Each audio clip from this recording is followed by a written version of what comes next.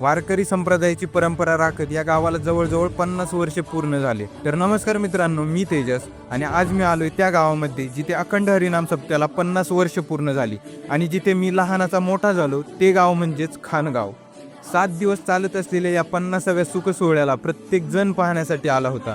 जिथे वारकरी संप्रदायाचे भूषण असलेले महाराज प्रत्येकाला आपले ज्ञान देत नवीन जुन्या युवा पिढीला प्रबोधन करत होते, तर दुसरीकडे प्रत्येकाच्या ओठांमधून पडणारा विठ्ठल विठ्ठल नामाचा गजर, हात वर करून वाजणाऱ्या टाळ्यांचा आवाज, मृदुंगावर पडणारी थाप, चहूकडे पसरणारा टाळांचा नाद यात रमून गेलेला प्रत्येक जण एक नवीन ऊर्जा भरत होता.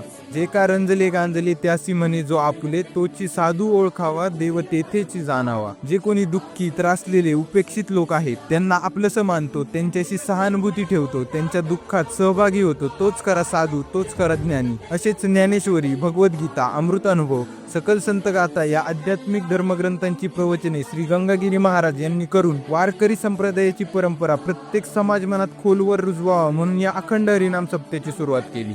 ज्या प्रकारे या शिवजन्मभूमी जुन्नरमध्ये अखंड हरिनाम सप्ताह होतात, त्याच शिवजन्मभूमीमधला असाच एक 50वा अखंड हरिनाम सप्ताह जो इथे आलेल्या प्रत्येकाला कायम लक्षात राहील.